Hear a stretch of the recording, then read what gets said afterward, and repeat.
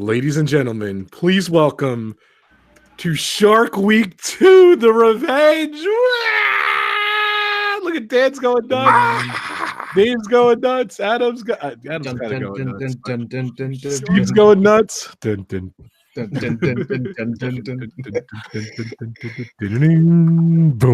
Oh my goodness. Boom. Am I the only one who gets excited for Shark Week? I was unaware that we were supposed to have a little gimmick at the beginning. Yeah, we just played that one. It just kind of followed on from last year's. Me, Brandon, and Rob went live, literally go dun dun dun dun dun dun. dun. So welcome everyone. Welcome. I was laughing. I was just getting ready before it. I was thinking about it.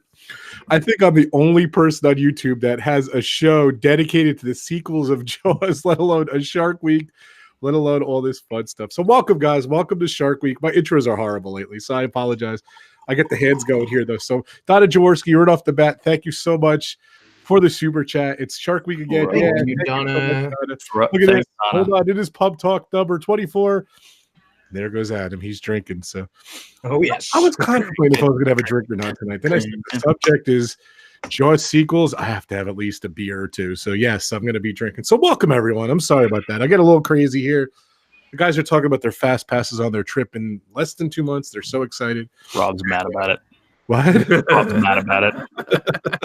He's like, Dan, shut up already about your fast passes. No, I love it. I'm living through you guys. I'm really not from the bottom of my heart. I'm excited for you guys. I wasn't complaining. I was just saying so.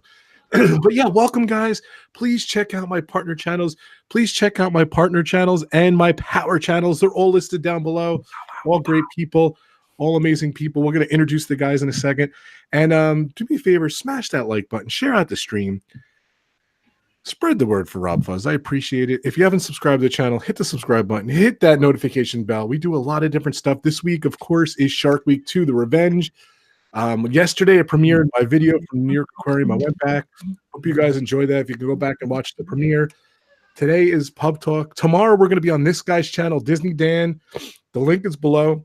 We're going to be what time tomorrow? 4 o'clock Eastern, right? 4 o'clock Eastern Standard Time, which is 9 p.m. 9 p.m. for us. Okay. To the end of the earlier tomorrow. Okay. Thank you, Ruth. Ruth just did a super chat too. Thank you so much, Ruth. That was awesome of you. Thank you, Ruth. Thank you very much. Ruth. People are so excited about Shark Week. That is awesome. Thank you so much. Donna Jaworski throwing down the super chat gauntlet right out of the gate. Thank you so much. That's awesome. And Ruth, thank you so much. So yeah, tomorrow the popular subject of Disney sharks over at Disney. I think it's gonna be great. I'm so excited. It's probably the most ridiculous topic I've ever chosen to choose on my channel. I was just about to say when Rob said I think it's going to be great. I was about to say I think it's going to be ridiculous, but yeah, let's do it. I think like next time I'm going to do a stream of like my favorite doors in Walt Disney World, just something really random. Favorite. But this is going to be a very weird stream tomorrow. My favorite window. And then Thursday, I'm coming back, ladies and gentlemen. Another mega chat on this channel, 6 o'clock on Thursday. The topic, we've done it before. We'll do it again. It is Jaws, the topic, a mega chat topic. I'm going to invite whoever wants to come on. Hopefully, it's going to be amazing. It's going to be incredible. And then Friday, we are back our normal time slot. It is Pub Talk this week, 4 o'clock. We are doing shark-inspired movies, 4 o'clock Friday. The whole schedule is listed below. All the different live chats on my channel are all listed too. So hopefully you're in the right place. It's a little confusing. I scheduled all of them. So welcome to the stream. Welcome, guys. It's official. Shark Week 2019 Shark Week 2 The Revenge has started. I'm so excited. Look at Steve laughing over there at me. I love it. I'm giddy. Yeah, let's go reverse. Usually I start with this guy over here, but I'm gonna, because I guess it's Adam on my screen, so I'm gonna start with Steve. Steve's World. Oh my God, Steve! 3-hour legendary live stream last night on Game of Thrones. That is unbelievable. It was fun. It was real fun. Dave was on there, and we had some spirited discussions and debates. But that's kind of what we wanted. We wanted some people with different opinions, so worked out pretty good. And then I'm streaming 7 of the next 8 days with starting with Q2, so it's going to be busy. Nice. Shark Week has begun, and Steve Week is even bigger. I love it. Well, thank you so much, Steve, for coming on. You want to say anything else about your plug the channel, Steve's World, which is amazing. Over 1,100 subs now. Yeah, we are. We're 1,100. Thank you. And I'm not really sure, honestly, what's coming up next, except I got so many streams I can't even get it straight. But this and that tomorrow night at 9:30 will be epic on the Shep Family's channel. We're gonna discuss what to pack for Disney, and it's not as boring as it sounds. So Nice. I like those streams. Hashtag not as boring as it sounds. I'm adding that to the list. And of course, the man Disney Dan. What's good? This stream is dedicated to you, Dan. I'm so excited. Let me tell you something. I have like waited a whole year to talk about Jaws: The Revenge. Like this is like my most anticipated stream that's non-Disney related I think I've had in my life, because I can't wait to talk about the complete garbage. Guys, 6 pages of notes on Jaws: The Revenge. What psycho sits down for over an hour to write notes about Jaws: The Revenge? I did it on Jaws 2, to be fair. Like Jaws 2 is Jaws 2 is lasts an not hour and Jaws 50 minutes. No, it lasts an hour and 50 minutes though, and it took me about 3.5 hours to watch it because I kept stopping to write notes. Good. So, well, yeah. I'm super excited for this. This is going to be an amazing just discussion on the Jaws sequels and how they are blank. I think we'll come back at the end of the stream what we think of these sequels. All right, Dan. So plug your channel too. What's going on, Disney Dan? Yeah, just Disney Dan. We're just doing actually a lot of streams lately because I want to get my hours. We are so close. We are like 300 hours now away from being monetized, but YouTube takes like 2-3 days to catch up. So I might even be there by, I don't even know. But tomorrow we are going to be doing our top Disney sharks, including Pixar, Disney Fiasco this weekend, which is going to be amazing. And then Disney Food Friday, and just lots of cool stuff preparing for Disney. Got lots of vlogs coming up as well. And yeah, just getting everything ready. Got my new camera. Everything is just going great. And we're going to have a lot of fun this summer. That's awesome. And I don't know why there's certain people fit in the category of this category. I don't know why, but I've definitely wished this guy about 30 or 40 happy birthdays. Dave, happy birthday. Officially on RobFuz. Officially on RobFuz Shark Week.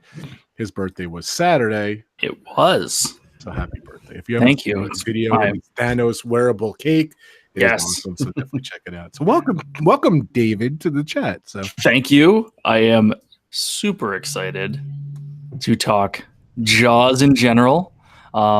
I'm a huge fan of the Discovery Channel Shark Week back when they actually had shark stuff on it. So it was nice, Rob, to see your aquarium video last evening. Thank you. Hadn't been to one in a while. You did a great job. Your camera lens is really big. Thanks for noticing. That's my small lens too. I'm sure, right? So I just have to say this: 6 pages of notes for a movie is probably more than I took in some classes in college. Me too. But we like this. Yeah, that's true. That is true. So excited to be here. Thanks for having me on, Rob. Looking forward to this week. Looking forward to Disney Sharks. Disney Sharks on Disney Dan's channel tomorrow night. So I get copyright. Yeah. Dan, was that at 4 o'clock tomorrow, Dan? 4 o'clock, 4 p.m. Eastern Standard Time, or 9 p.m. English time, British time. So with all of the lovely live streams going on this week, I don't know when I'm going to edit any videos. So, but there's a lot that need to come out. So, and this and that tomorrow night. One more plug. Yeah, if you guys haven't seen this and that, it was incredible. Just some really great content, some really good shows. With the circle here has been kicking ass. The Rogue One Star Wars stream was incredible. I watched the entire thing Sunday. I got to see the whole thing. And thank you so much for asking me to be on the next one. So super excited for that. It's exciting. Thank you so much. And just the Game of Thrones, what I saw was incredible. And the this and that last week was probably epic. Maybe like as Dan, I think coined it one of the best live stream things of the year. So we had the award show already. I've never laughed so much. So yeah, it was just in that this and that live. It's on the Shep Family. The link is below. Tomorrow 9:30, so definitely check those guys out. So cool. And of course, ladies and gentlemen, this maniac streamed twice on Saturday. Yeah. Or Sunday. Yeah. And he kept having false alarms, and then like it came back on again, and like he had an announcement, which is amazing, great announcement. You could talk about that if you like. And then he did the Download Festival too, and you were just on fire, Adam. So definitely check out Adam's Land. He's awesome. He's a good friend of mine here. And look at that shirt in the background. Adam's Land in the background. I love that. Or is that just what is that? Super chat. That's my hoodie. That's my new hoodie from my Spreadshirt shop. So I just kind of hung it up in the back there. So yes, I do have a Spreadshirt merchandise shop now with Adam's Land and Ebony's Little Channel merch on there. You can check that out. I'll post them. We got a super chat from Zippity Doodad. I'm just showing that out. Gonna need a bigger screen. I love it. Thank you, Patrick. Patrick was going to be on, but he was going away. So Patrick, you're forgiven. Next, you got it for that super chat. I'm forgiving you. Not you were forgiven. Anyway, so. Patrick, are you going to get the 75-foot screen that Chef has? Nice. That's the question. 75-foot screen. Incredible 75. Adam, go ahead. Talk about Adam's Land. Though. Go ahead. Yeah, so so we've got a Spreadshirt shop now for it's on the spreadshirt.co.uk, the UK Spreadshirt shop, but obviously ships worldwide still. And it does sell merchandise for both Adam's Land and Ebony's Little Channel. So be sure to check that out. I'll post a link up shortly for that. And then like Rob said, I went live twice on Sunday after a few hiccups trying to sort out my OBS software because I've not used it since like last August or something like that. So I was trying to sort that out over the weekend. Kept on having a bit of a nightmare by accidentally going live when I wasn't supposed to. I was trying to. It was like a bit like Steve last week when he tried to do a test and suddenly everyone's there going, "Hi, Steve!" And I was trying to like do a test run of my download stuff.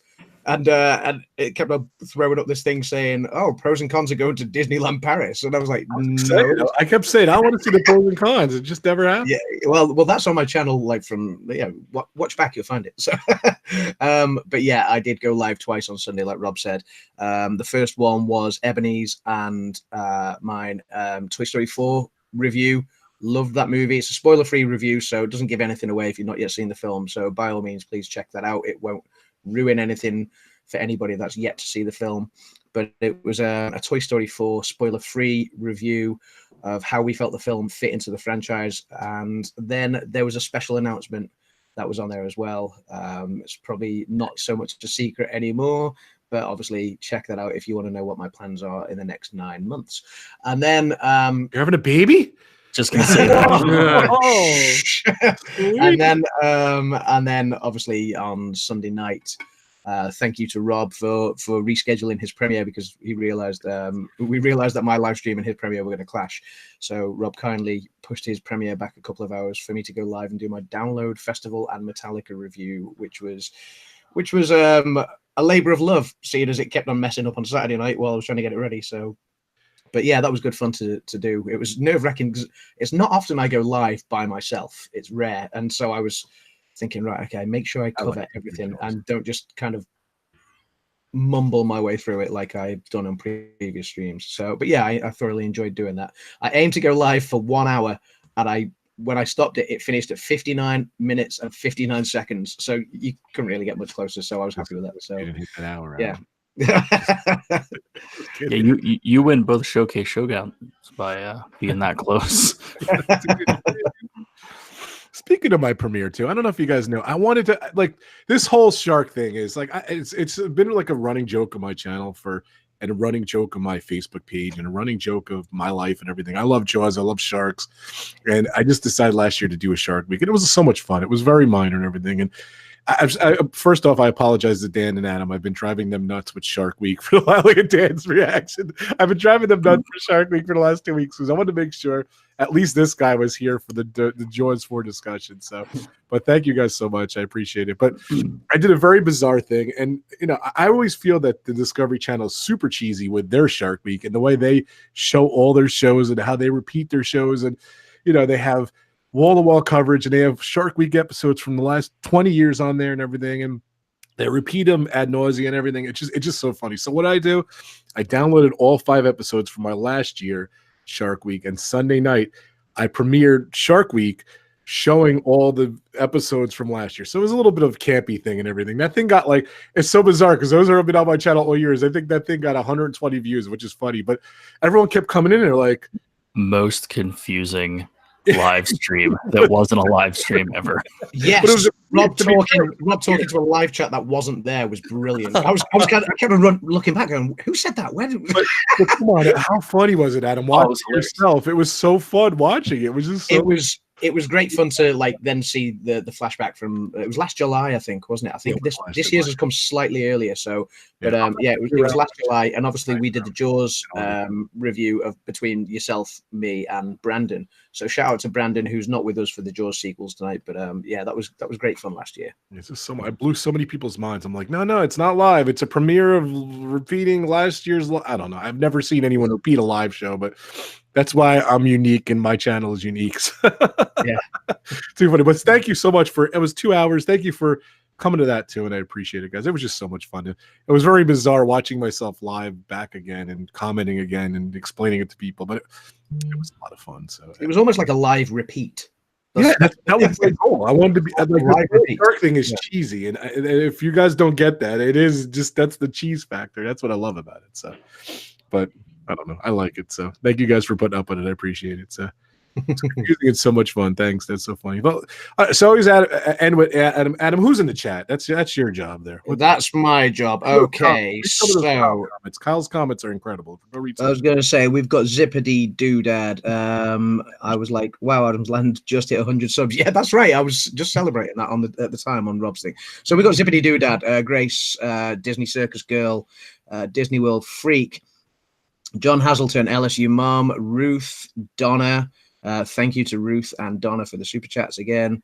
Some guy called Steve's World is in the chat. So some other guy called Disney Dan, Kay, Timothy Rainwaters, Kyle's vlog is in the chat. Just rolling back further. Have I missed anybody? Arjons is here. Yeah, some guy called Brandy and Dave. Some dude called Brandy and Dave. I think I've probably covered everyone. I've probably missed somebody. I always do, but I'm scrolling through, and apologies to anyone I have missed, but it's not intentional. So. Welcome, guys. And just burped. Burps are always sponsored by D&G Explorers. Thank you so much. We're trying to get D&G Explorers. We haven't really discussed it with them, but it'd be great if they could sponsor the whole big Beverly Challenge. That would be great. So, Andy Ray Jones. Welcome. Number 2. What was that? I'll tell you what. They'll Andy get Ray their Jones. money's worth if they sponsored the Beverly Challenge. They totally get their money's worth on post. Wow. They drink. Yeah. That's too funny. All right, guys. So this is a very bizarre topic. So to be honest with you, I don't think it would fly any bit farther than if you kind of watch Pub Talk, if you know our history, if you know especially this guy's history. And it was kind of bizarre because before the stream came on, Steve comes to be real serious. Steve comes on first and goes, does Dan really like Jaws 4? I said to him, like, what was my answer, Steve? I said, I don't really know. He said, I think so. He makes it sound like he does. I think so. I don't know, because like he's all over the place on it, but we will find out.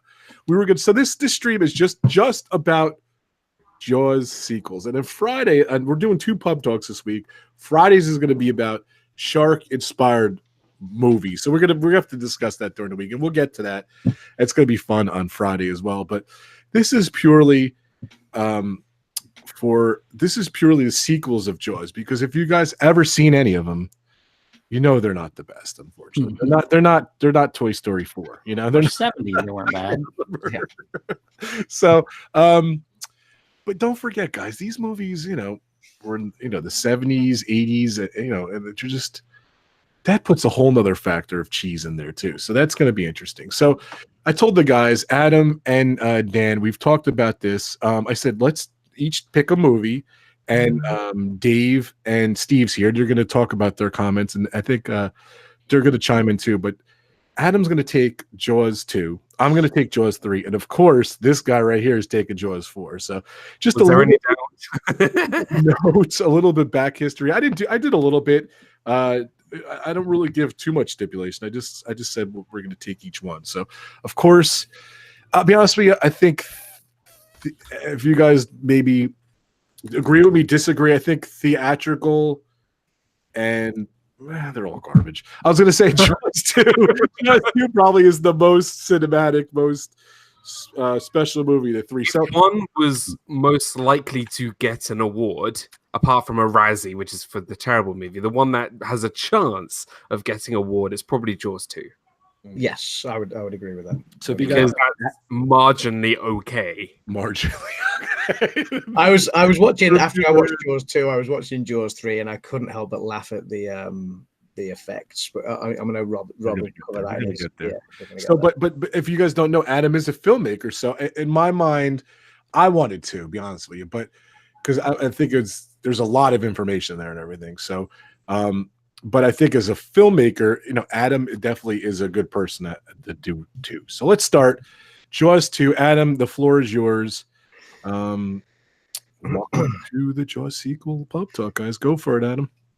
Okay, so following on from 1975's amazing Jaws. So Jaws 2 was it was a sequel made 3 years later. So 1978 it came out. Directed by Gene Otzfark. He wasn't the original director penned in. I think originally it was meant to be was it John Hancock? I'm just who wrote The Independence, the signature? I don't know if he had anything. You guys to are do British. You didn't really. Yeah. Steve laughed, please. Steve laughed. But yeah, John D. Hancock, I think, was supposed to. So it was co-written by Carl Gottlieb, who obviously co-wrote the original Jaws, and he co-wrote Jaws 3 as well. So there was some continuity there.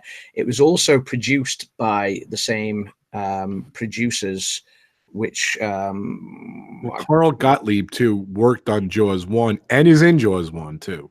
Yes, he is. Yes, Carl Gottlieb co-wrote Jaws. Right. Like I just said, he co-wrote Jaws 2 and Jaws 3 as well. So they did keep 4 of the original cast. So obviously you had Roy Scheider playing Chief Martin Brody, you had Lorraine Gary playing Ellen Brody, and Murray Hamilton playing Mayor Larry Vaughn, as well as eventually, and he wasn't originally written into the scripts, but Chief Brody's deputy was brought back as well eventually. So he wasn't in the original script. Interesting. He wasn't in the original script, no. So obviously he was one of my favorite parts of Jaws 2. So I'm glad you put him in. Yeah. After the success of the original Jaws, very early on, the producers kind of decided. Universal decided that they wanted a sequel early on after the success of the original Jaws. So producers David Brown and Richard Zanuck, that was their names, they realized that somebody else would produce the film if they didn't get round to doing it straight away. So they obviously preferred to be in control of it all. So they decided to run with it again. And it was in talks as early as October 1975, so just after the original Jaws came out. $470 million box office in the end. Of course, they're going to do a sequel. Yes, yeah. So Spielberg was approached to do the sequel, but I think in October 1975, Spielberg was quoted as having told the San Francisco Film Festival that making a sequel to anything was just a cheap carny trick, and he didn't even respond to the producers when they contacted him to do Jaws 2 originally. He also claimed in another quote that the planned plot was to involve the planned plot was to involve the sons of Quint and Brody hunting for a new shark. But yeah, so the producers also said that Spielberg didn't want to direct the sequel because he felt that he'd already made the definitive shark movie. I can't help but agree with him if that's the case, because I don't think any shark movie has ever lived up to the original Jaws since, including to this day. So Spielberg did also quote something else afterwards. He said he probably would have done the sequel if he hadn't had such a horrible time at sea in the first film. And obviously the problems with making the first film were well documented. This one also had some problems as well, which I'll come to.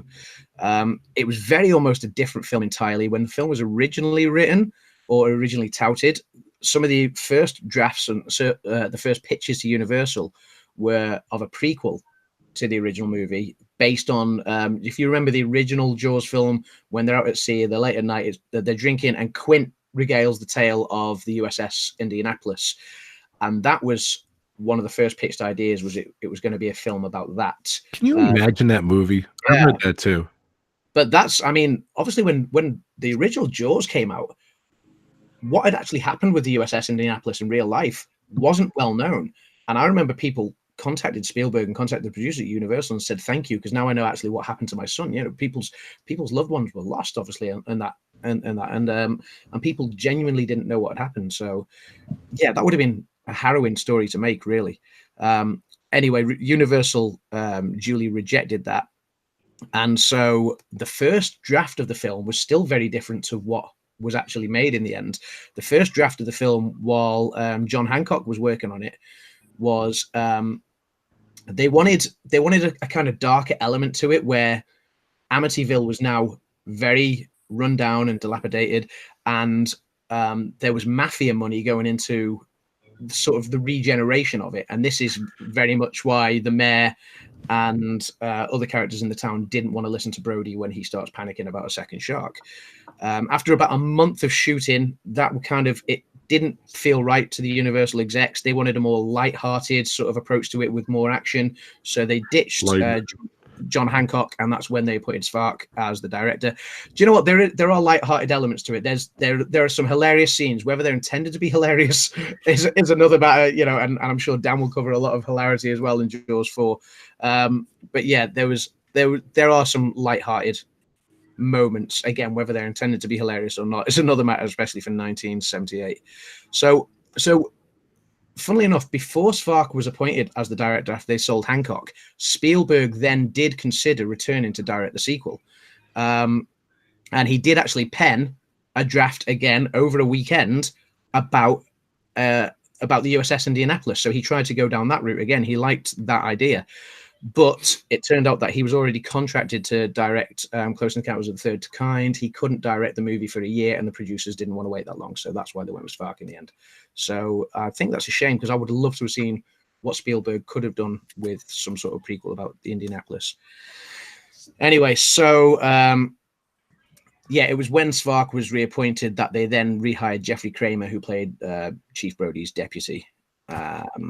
Okay, so there were 3 sharks made for Jaws 2. None of them were the original ones used in Jaws, because they were all rotting on the lower level backlot at Universal Studios behind a shed, which is a massive shame.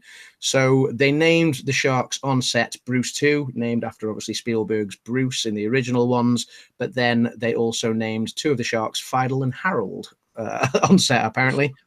Now, let's have a look. Sorry, I'm just glancing through my notes as quickly as I can. Yeah, so obviously the film kind of takes a very different approach. Spielberg's first film, you didn't see the shark until 2/3 of the way through the movie, and obviously that was commended for that. You know, it was such a surprise. It was such a moment, an iconic moment. Obviously, when Brody's saying, "Why don't you come, you know, chow down on some of this," you know, and then obviously you're going to need a bigger boat line.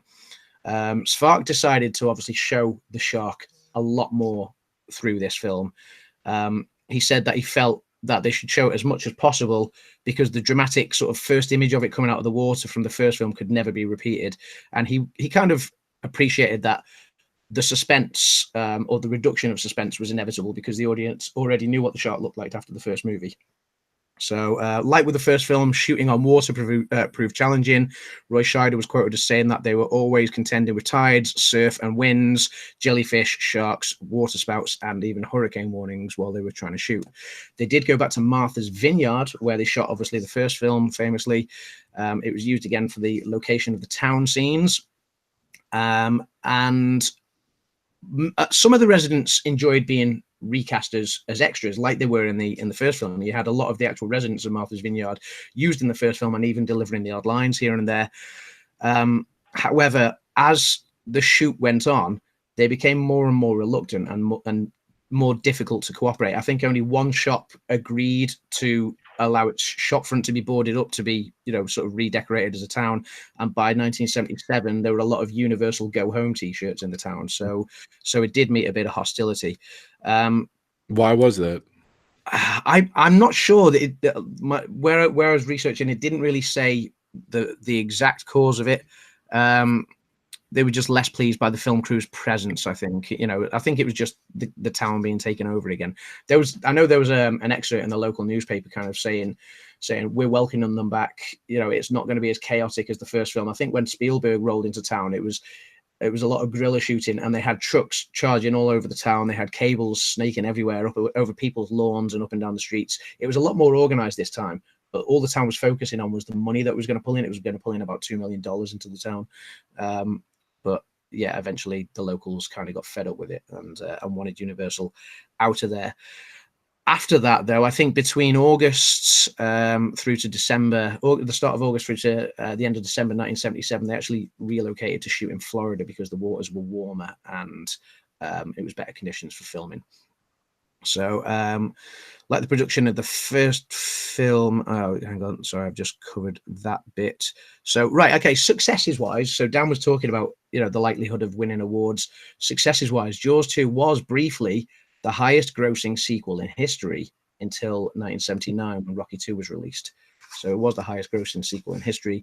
The film's tagline, just when you thought it was safe to go back into the water, has obviously become one of the most famous in film history and has been parodied and homaged several times. Although Jaws 2 received mixed reviews, it's generally considered to be the best of the three Jaws sequels, which is something I completely agree with, having watched them all. So my notes on the actual movie itself. So obviously it starts off with a couple of divers looking for the original orca from the first movie and taking photos of it. There's then, surprise, a shark ambush. What else do you expect down there? Well, probably not a shark ambush because they normally ambush people on the surface, but evidently you get ambushed diving on a little wreckage. So it's summer again in Amityville. It's not the 4th of July weekend, but it is the open summer season. You get to see the reintroduction of certain characters at I think it's like a Scholar Fund event at the opening of a hotel where you What's the timeline difference from the first movie to the second movie? Well, I was wondering that when I was first sat down to watch it, and I was guessing around 5 years. I later found out it was 4 years in a line that Chief Brody says. So because Michael, the oldest Brody child, is now 17 years old. He's a lot more grown up. Obviously, they were both young in the first film, but he's now 17. So I was guessing maybe he was 12 in the first film. Evidently, it said 4 years later on. But yeah, so you get the reintroduction of the Brody kids, who are not obviously the original actors from the first movie, but obviously, the reintroduction of Chief Brody, of Ellen Brody, of the mayor.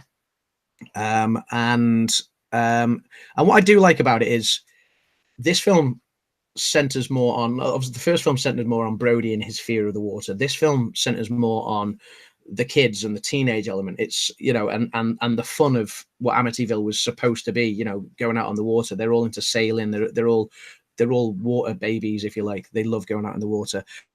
Although it still quite humorously includes the same Amityville hostility that you saw in the first film. So when Hooper comes into town and he's the out-of-towner and people don't kind of give him the time of day, in this one, there's, one of the characters is trying to introduce a cousin to Mike Brody as a sort of blind date. He's not interested in this blind date until she turns up, and then it's kind of just people staring at this new girl out of town. So it's quite funny, that some of the remarks and stuff that they managed to keep that sort of local town, sort of close knit, sort of outsiders aren't welcome thing. I thought that was a good touch. There was some great scenes. One of the first kind of shark death scenes. One of the first shark death scenes, you're teased with an initial parachute scene where you think some kid's going to land in the water and get got by the shark, which is a close call. And then obviously there's a girl water skiing. That was the first scene that Spark actually shot when he got taken on the project to allow time for the rewriting of the script. It was a very complicated scene to shoot, but it's probably my favorite death. It's the most organic, natural looking one, if you like. It seems right the way it's done. It was very, very well done.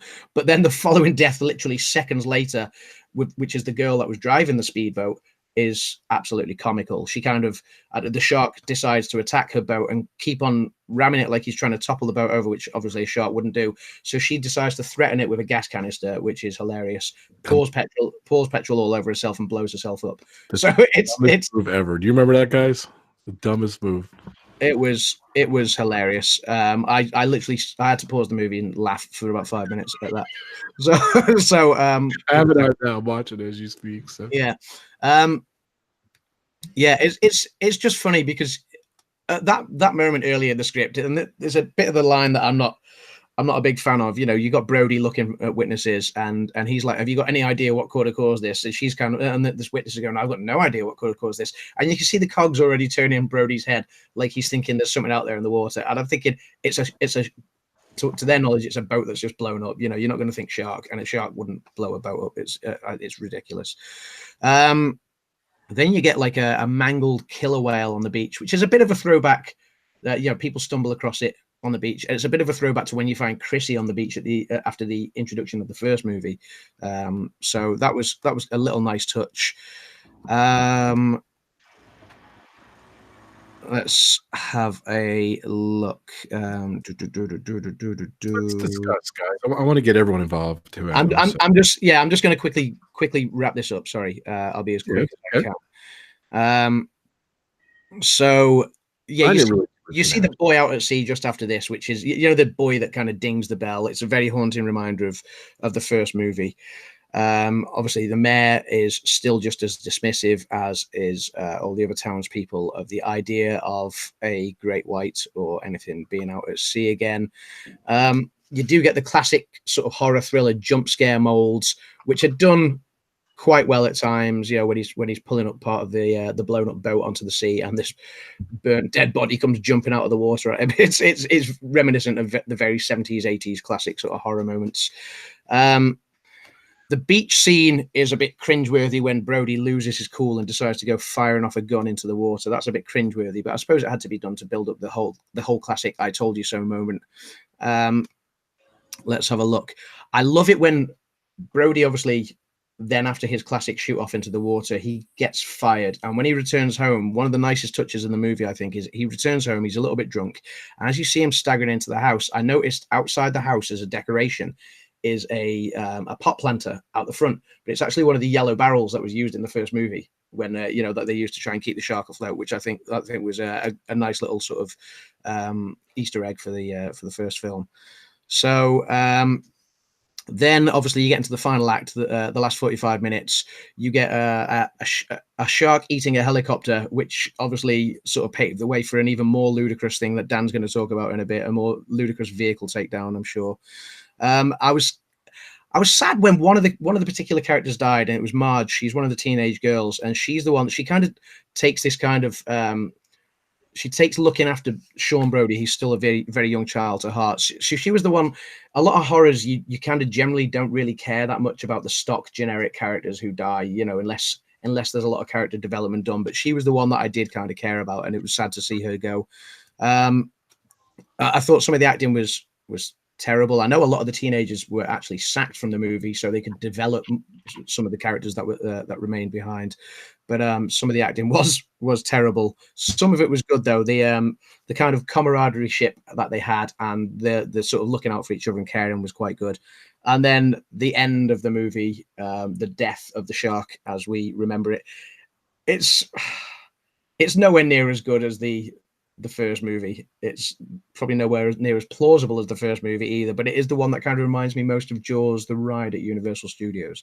So that's what I will say, just the whole burnt shark at the end. But yeah, it was enjoyable. I did thoroughly enjoy it. So there we go. That's my recap of Jaws 2. You know, unfortunately it's just not Jaws. Steve, what did you remember about it? This is actually, I do remember this one. It's the one that focuses more on his kids than anything else. But there were some pretty. They tried to make some pretty gruesome deaths in this one from the first one. After the success of the first one, I guess I should say. And this came out before I was born. One of the coolest scenes I remember is where he pulled the helicopter into the water. When the shark pulled the helicopter into the water. When the Coast Guard was trying to help them. But no, this one was. You know, I didn't mind this one at all. It wasn't as good as Jaws, but it was comparably close for me. It still made $208 million. So I don't know. I thought it was pretty decent. Like the end scene where they're up on that and he's sitting there knocking the electrical cord with the wire. But everything was okay in it except for, you know, for 1978, it wasn't bad graphics, I guess. But the cinematography was pretty. It's from the 70s too. Yeah. So the cinematography was pretty bad, but for 1978, it wasn't terrible. Yeah. Definitely didn't stand the test of time. I feel Jaws definitely stands the test of time. Jaws 2, not so much. Yeah, Jaws definitely does. Yeah, I still, like I said before, I don't think there's a film that stood up to it. So like the scene they're showing the Holiday Inn, and just I didn't like the kids. You seem like you like the kids. I didn't like the kids at all. And I noticed with all three movies, not to spoil ahead for the other ones, but it I don't know. Like I'm very big on. I don't know, maybe you are too, Adam, as a filmmaker, but I'm very big about what happens at what parts of movies. I always want to know what time in the movie it is. Like, is it the first 30 minutes, first hour? Is it the last 45 minutes, the last half hour? And I noticed all three of these movies, they just kind of drag their asses all the way to like, not as much Jaws 2, but then like literally I look, I say, okay, it's getting good now. And it's like, there's only like 18 minutes left. And, you know, I think in the things they didn't really show much credit. See, I thought differently about this one. I thought that Jaws 2, it surprised me that, because obviously you normally break a film into 3 acts. So you got your sort of your intro sort of opening area, your middle sort of buff, and then you kind of your third act where whatever's going to happen happens.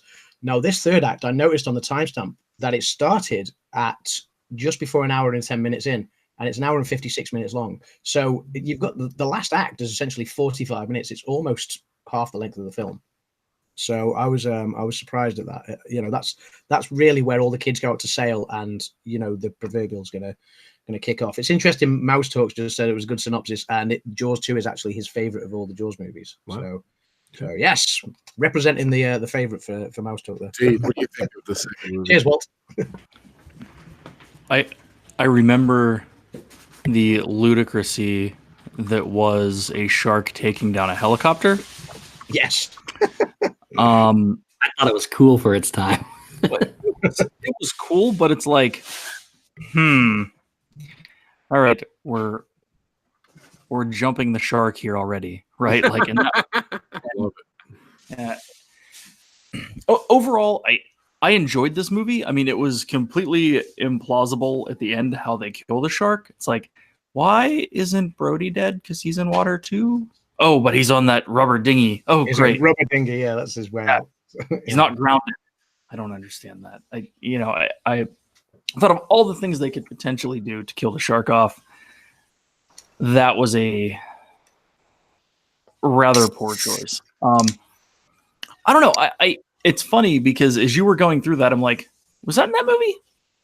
Was that in the first movie? You know, I was thinking the same thing too. You kind of get like, especially if you haven't seen it in a while, you kind of get confused, like what was in what movie, you know. But obviously, 3 and 4, you don't mistake that. Oh no, because there's no claymation. Then you can see. I agree. In 3, but it kind of, to me, I don't know. I really enjoyed Jaws, and then Jaws 2 I thought wasn't bad, but I honestly don't know if I've seen it in whatever. I don't know. Right. I don't think we all saw it. Whatever, so. Years. But I remember the killer whale scene being rather gruesome. My real question is, are there killer whales off of Martha's Vineyard? Yeah. I think this is the slow momentum into insanity when you start thinking about killer whales. Right. That scene bugged me because there was no obviously killer whales normally are in pods, right. So there's just this one random orca that's suddenly been attacked and mauled by a shark, and then what made me laugh actually was I did make a note of this, but I skipped over it while trying to be as brief as I could in my detailed analysis. But you have this marine expert that kind of comes to look at the carcass on the beach. And Brody's kind of like, this is a shark. And she's like, it could be another killer whale. It could be a shark. And then she starts talking about sonar, like, sea sonar, like, between the underwater mammals like dolphins and killer whales have. And then there's mention about sort of, he starts to ask about, do sharks have this sort of underwater sonar as well? And starts panicking about the idea that if one shark is destroyed, another one might come to the area.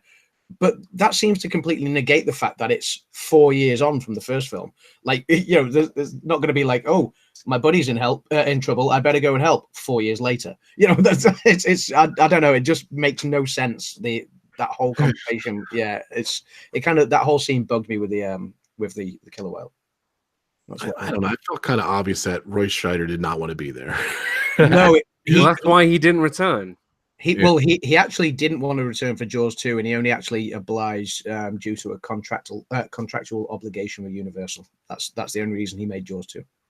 Yeah, and he didn't show up again. So, yeah, you got a 58 on Rotten Tomatoes, something like that, 58, and I think that's exactly what it deserves. So, yeah, he also had a lot of fallouts with the director on set, I believe. Dan, any chime in for 2? For me, look, Jaws is a masterpiece. 3 and 4 are hilariously bad. I just find Jaws 2 very boring compared to those. Like, if I had a choice out of all 4 to watch, depending on my mood, if I want to sit down and watch a great movie, I'll watch Jaws. If I just want to laugh at the TV because of how terrible a movie can be, I'll watch 3 or 4. I never am drawn to watch Jaws 2 because although it's better than Jaws 3 and 4 cinematically, I feel like you either go like proper, you know, full in great outstanding filmmaking or complete garbage. So that's always where I've been. Jaws 2 has never been. Jaws 2 is my least favorite in my opinion. I've just never really I've watched it only a few times compared to the rest. So that's where I am with Jaws 2. I kind of have it on now too, and like it tries to copy Jaws, and it just doesn't do it right. No, it does try to copy Jaws in many ways. I think the one thing they did do better than Jaws was that it was well documented that the original shark that Spielberg used, there was a problem with some sort of folds in its mouth, in its jaw mechanism, which didn't look right. They managed to correct that. They remodeled all the sharks because they couldn't use the original ones, and they managed to actually correct that. That was probably the one thing they did do better. One tiny thing. Yeah, it's a drop in the ocean, literally. But yeah, it's at least. And they pulled down a helicopter. That was pretty cool. I mean, obviously, that scene should be something like Fast and the Furious, not in Jaws. It gets more ludicrous though, as we'll come to. So. As we will get to. See. So it's an hour 51 minutes. It's probably about. You know, it's funny. The other 2 are really short. They're like a little 90 minutes. Deservedly so. Yeah, deservedly so. But I think this movie just wasn't great, and it just, you know, it is what it is. So we move on. Put it to rest, Jaws 2. And like Dave said, I haven't seen it, you know, and I keep, you know, as you guys know, I watch Jaws every year, every summer. I always say, I'm going to watch the Jaws movies and everything. And I kind of have digital movies I watch and everything. I literally retired the 3 of them to oblivion on another hard drive. I had to go find them. That's burp number 6. And they've just come in. D&G have just come in. Welcome, D&G Explorers. D&G. I saw their names and I thought of the burp. So, but I retired them out of my retired movies. And you know what? You know, I'm trying to think. I knew they're horrible, but you know, they weren't. They were actually. I was actually glad we're doing this. I'm glad I watched them again. But will I watch them again in the near future? Probably not. So, so let's move on to anyone else. Any last words on Jaws 2? Nope. No. All right, so we move on to Jaws 3. Jaws 3. This is my movie that I took. Jaws 3. Sharks don't. 3D. What was that? Or Jaws 3D. Oh God. Correct. So Totally 3D. Jaws 3. So the thing was, you know, I learned, I was doing a little research and everything. It, you know, it was filmed at SeaWorld Orlando. And all along, in my memory, in my mind, I always thought that they don't really mention SeaWorld, but they do. They mention a little bit. They show the sign and there's a sign once or twice. They don't really talk about it. Like it's just like it's SeaWorld, but they don't really talk about it. Like if you see it. So it's kind of funny because it is like it's a shark. It's landlocked if you know SeaWorld, but they kind of play it off and they filmed it in they filmed some in SeaWorld, they filmed some in Pensacola, and it just the description here is cheesy 80s sequel has lots of violence and peril. So that kind of sums it up. Together description. Released July 22nd, 1983. That is 36 years ago. So it definitely Jaws 3D, it was released as 3D. That was a big gimmick thing then. I always hated 3D. I always hated horror movies and 3D and all that kind of stuff. I'm sure a lot of people like it. I know Adam does, and I know I love it, but like this really was like the classic 80s horror. It was terrible. But it was the trend, wasn't it? I think, wasn't it Friday the 13th part 3 was in 3D. And like then, so many horror movies were in 3D. It reminded me exactly of that. That was the trend. And they kind of did like an experimental 3D thing where at the time, don't forget, like you could go see 3D in the theater, but it really didn't translate well on TV. And I think at that time, let's date ourselves. Like they didn't even, you couldn't even rent movies at that time. Well, I guess you could at that point. Like, I don't know. Like, I think my first movie I ever rented was Tootsie, and I think that was around 82, 83. So I guess that's just starting, but you really couldn't see it in 3D. So they filmed it side by side in 3D and in regular, which is kind of bizarre. So Rotten Tomatoes, it got 10%. So audience gave it 17. So that kind of sums it up. It's a 10%. The funny thing is, though, I actually like the stars of the movie. So, like, it's kind of Joe Beth Williams. I liked who's the guy? I can't think of it right now. His name. Sean Bean. Sean Bean. No. I think Sean P was in it. Dennis Quaid. I always liked Dennis Quaid. Dennis Quaid, Bess Armstrong, and as a kid, Leah Thompson from Back to the Future was in it. Yeah. A hot tomato in that movie. When you look at her, not a hot tomato, but at the time, she was a hot tomato. And then the guy who sticks out like a sore thumb, Louis Gossett Jr. He is very Calvin Bouchard. His name is in the movie, so he was rough. It was a rough movie to watch. Obviously, the 3D was criticized as being a gimmick to attract audiences to the aging series for being ineffective. So I'm just reading some of the reviews here. Soaked ocean thriller with no evident reason exists. Jaws 3 bellows forth with a plaintive, yet unheeded cry to put this franchise at a viewer's misery. Ooh, that's a bad review. Jaws 3D ultimately suffers from the same problem as many cute animal films aimed at kids. It's too much time being boring humans and their boring relationships. And that's true. Like most of the movie, they kind of like, it's with Dennis Quaid and Bess Armstrong, their relation, and the Brody kids are in it again, and the young kid is afraid to go in the water. And of course, the Brody kids are different. And I think in the fourth movie, they're different too. They're never the same Brody kid. So no, never the same Brody kids. Where is the mother? Where is, of course, they don't even mention Ellen Brody's not in it. They're not in it. Yeah, of course. Then it's almost like a spin-off. Yeah, pretty much. Yeah. Oh, it is a spin-off. One of the most interesting things I saw was they originally pitched it as a spoof. It was going to be called Jaws 3 People Zero. That's what the name of the title was going to be. And they were going to get the people from National Lampoon. Believe it or not, John Hughes, early on, they wanted John Hughes, another writer, to write the movie. How bizarre would that have been if it was a comedy? Like, it would have been better. Definitely would have been better. But Universal nixed it. They did not like it. And Universal forced the writers to have the Brody kids in there. No original cast members. Roy Scheider, I'm looking at my notes. Roy Scheider refused to do it. He went on the sign on to Blue Thunder just to say, I'm busy. I'm doing this movie. So he wasn't able to do it. So, this guy named Richard Matheson wrote the script. He wrote a TV film with Spielberg called Dune, like early Spielberg thing. So he was pretty cool. Universal insisted on having the two Brody sons in there. They even tried writing a part for Mickey Rooney, which would have been kind of bizarre, but he was unavailable. So imagine Mickey Rooney in there too, like a slapstick kind of comedy thing too. This movie won no awards. It was nominated for the Golden Raspberry Awards. It was so bad it didn't even win that. So Jaws 1 made 470 million. Jaws 2 made 208 million, like Steve said earlier. This movie went on to only make 88 million. So it literally just pulled the franchise down, down, and down, and down. So, that's nothing. It's nothing. The budget was like 14 million, I remember reading. So The best part, the funniest thing I remember too, Joe Alves directed the movie. He was an art director and a production designer.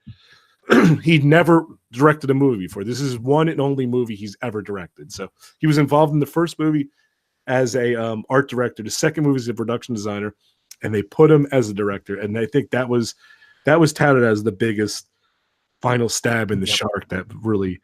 Well, he hasn't directed anything since, has he? I think there's things like he's been over the years he's been like re-releasing it in 3D just because it's kind of like become a cult following, and that's like his only claim that he created such a terrible movie that he just wants to play it to as many people as possible. Yeah. And of course, as any 3D movie, the title in the beginning, the jaws coming at everyone, all the cheesy effects, dead things coming at you, like you name it, they do the stupid effects, and the movie just looks weird because it's filmed in 3D originally, and the way it's just shot, the 3D was a bad technology at the time too. It hurt people's eyes. It was just a nightmare. What do you guys think? What do you think of Jaws 3? It was that. Oh, sorry. I was just going to say, when you were just talking about the opening scene and the 3D, it was that very first 3D effect that really bugged me, because the post-production on that was awful. It was because you see it get, from the shark's perspective, it's swimming around, it sees this big fish, and then it kind of, you just hear this kind of crunch noise. There's a cloud of red, obviously to simulate the blood. And then all of a sudden, this head just appears out of nowhere. Sorry, I just quickly need to plug my my laptop in. Yeah, this head appears out of absolutely nowhere. It's then sort of just floating around, sort of with the mouth still going. Yeah. The fish head is just, but it wasn't there initially. It just suddenly appears on screen. It doesn't come through the cloud or anything like that. It just appears on screen from nowhere. It's utterly ridiculous. And it is very reminiscent of those 80s horrors when you see the odd limb here and there or whatever. It's the post-production was terrible. But there we go. Yeah, I was just on top of that, I feel like this is one of only few movies that, granted, you can pretty much watch any movie that was, filmed in 3D in 2D. This film, you have to watch in 3D, because if you watch it in 2D, it's not going to work. Like, there's one shot where it's in the sea or in the water tank. I can't even remember where it was, and all you see is this floating arm limb. Yes, like this. with two bones coming out, and it's just like hovering there, and it's not for anything. There's no purpose to it. It's just for that 3D effect. And when you watch it in 2D, it sucks. Like, it's why are you showing me this clip of just an arm dangling in water that's got blood coming out of it with two bones at the top? It just doesn't work. And they do all these like 3D effects, and they went way too far with it. I feel like if they purely for the purpose of 3D. Yeah, if they actually made this movie nowadays, like, because to be honest, Jaws in SeaWorld is quite an awesome, that'd be kind of cool. It's kind of an awesome premise. And with the 3D capabilities you can have today, I think it would be way better than what they were just. It's kind of weird to say, but they were too ahead of their time. Yeah, I mean, 3D was a technology that they tried in the 80s, though, and it just didn't work. It's funny, Dawn from Just Out and About says, I remember seeing Jaws 3 in the theater with the glasses. That's awesome. So that's awesome, Dawn. So, yeah. I don't know if I saw it at the theater or not. I guess I did. I didn't. Well, you guys were too young. Yeah. You weren't even existing. But I don't know. But the whole premise is like SeaWorld. How the hell could a shark get to SeaWorld that's in the middle of Florida? But whatever. Oh, it's not in the middle of Florida. It's on the coast. And there's a big gate there that the diver went down to try to lock. He didn't, so the shark got in. I mean, it obviously is true. Oh, no. The shark was already in. The shark bars its way in as they were closing the gate. And that's how the diver bothered me as a kid. Even like that whole thing they created, that underwater world where they get trapped and everything, that didn't exist. And like, I think maybe like, I went to SeaWorld then, but then I went back and I'm like, well, where is that? Like, it's not like, you know me, I'm a theme park kid, and I was just disappointed. That's the fictional part of SeaWorld. Obviously, they used the skiing lagoon, didn't they? With the you know, the spinning tower. All of that part was obviously generic SeaWorld, but then the plans that they have for this underwater sort of hub and cavernous thing, and the tubes and everything, they're obviously the fictional part, that and the gate into the sea. So they never actually specify that it's SeaWorld in Orlando. It's just SeaWorld. It's not even which is adjoined to the sea. So yeah. Is it officially SeaWorld in the movie? I thought that they had it's officially SeaWorld in the movie. Yeah. All right. Like I said, they don't really talk about it much, but it is, yeah. Oh, they do. They kind of do though, with because they have people they have girls trying out to be like the sort of SeaWorld hosts, and they have the SeaWorld badge. They mention Shamu. There's a lot more SeaWorld references I noticed tonight watching it than I remembered. Me too, 100%. You know what I find quite funny? What the producers and the people directing this film might have thought about. Like, think about all the money they would have, paid to get, the licensing and the sponsorship for SeaWorld, and they didn't use that money on making a better movie just because they wanted the licensing for SeaWorld. True. Yeah. Stupid. Steve, sorry, Dad. You're right, dude. Definitely. No, it's just common sense. I don't know. Well, they only spent 18 million on the whole movie, anyways. It would have been 24 million if they didn't use SeaWorld. Yeah, that's true too. But no, I thought this was a great concept. Actually, the story. I thought that, like you guys said, you could do the movie today, and it would make sense. Maybe the cinematography would have to be different, the acting would have to be different, but the story itself of a shark getting locked into a SeaWorld, through an underground tunnel that gets damaged, and then of course they get the baby, and the baby dies, which is the big one's is the mom. So I'm not saying that could ever happen, obviously, but it's a nice little concept. I think it would work in today's world, in today's movie production. As a kid, I bought it. I loved it as a kid. Yeah, the movie as a kid. I remember loving that movie. But as a kid, I watched it. I literally think I rented it once a month. That's amazing. Yeah, 1983. In 1983, it wasn't that bad. Yeah. Well, and I was older, so it was probably 6 years old when I started renting it. I was probably 9, 10 years old, and I always enjoyed it. But you realize that it was promoted as a 3D movie, but you didn't have the 3D glasses, and it was shot in 2D. Yeah. But I have to say that the best shot in the entire movie we haven't even talked about yet. I think I know what you're about to say. The movie is called Jaws 3D. And at the very end of the movie, when the shark explodes, you see a set of Jaws floating in 3D. Yeah. So they didn't lie. It was perfect. It's that shot. It's that shot of him heading towards the screen as well, like just before he decides to swim through the glass, like it's made out of like plastic. Yeah. So I remember that scene vividly. I remember them being in the control tower that you would put underwater, because that's what you always do whenever you're spending a lot of money to put this fun little sea hub underneath. But I remember the sharks. They did a pan away, and they showed the shark from the outside, and it was probably the worst claymation ever.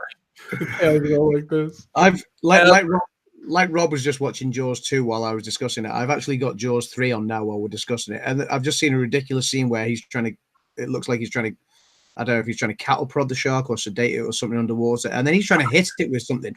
Now, obviously, you ever throw your arms underwater, it's really slow motion, and obviously a shark can move very fast, and he's trying to hit it with like a tank or something underwater. That's gonna be like I don't know, tickling a lion. It's gonna have the same effect. Wait, we're gonna be talking about lions later on, because sharks actually become lions in Jaws 4. Trust me. Oh man. To everyone's point, I know it's already, I don't want to belabor it at all, but the premise behind the movie was great. Like, if they were to take that and make Jaws 5 a remake of Jaws 3 in not 3D, and actually put a little bit of money into writing it as opposed to paying for the SeaWorld rights. I think it could be a good film. It was done reasonably well. I don't know. It's like a thesis at college.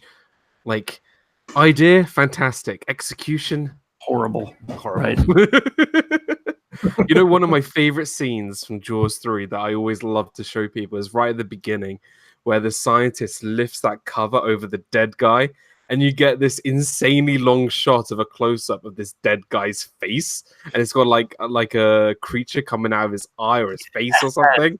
Do you remember that? That was just like, why are we having like a 10-second like shot of this guy who's dead, and then he shuts the cover over him again? Look at him too. He just So here is the this is the Jaws. That's how things happen in morgues. You know, you don't just lift it up and let you look. It's like, here, check this whole thing out. Dave was talking about. I just didn't get it. I just like, why you show me a close up of a dead guy for 10 seconds? Too. But this is my favorite scene when Jaws is ramping going into that control room, and I think the shot goes on for like 15 seconds. I think. Yeah. Oh god. I'm just building up to that now. You got the woman praying in the home. Everyone else is just normal except for one woman who's praying. That's the one. He just kind of, he's not even kind of moving his tail or anything. He just kind of floats towards it and decides to smash it like it's made out of plastic. Like we said, that was in 3D too, right? Like that was the whole because the whole glass breaks in towards the camera. So that was a 3D shot. So. Yes.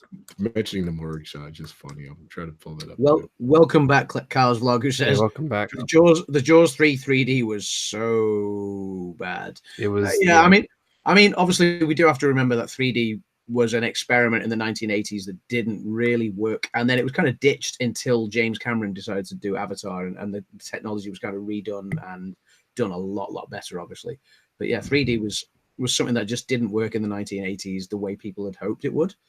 I remember they used to try 3D stuff on BBC TV over here in the UK, and you kind of used to get the 3D glasses, and you'd watch it, and you'd kind of like, that bit sticks out, no, that bit doesn't, that bit, you know, and it was kind of very, very hit and miss, but generally more miss than hit.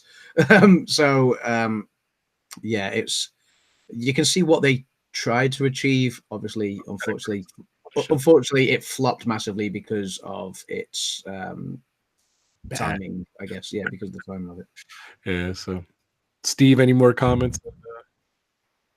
No, it was just bad. I mean, they again, like, I love the concept. I love the thought of, something, it's not out in the middle of the ocean. It's entrapped in something that we could go visit, not the underground tunnels like they've created, but it would just be, it'd be pretty cool if they could actually do something like that, in today's technology.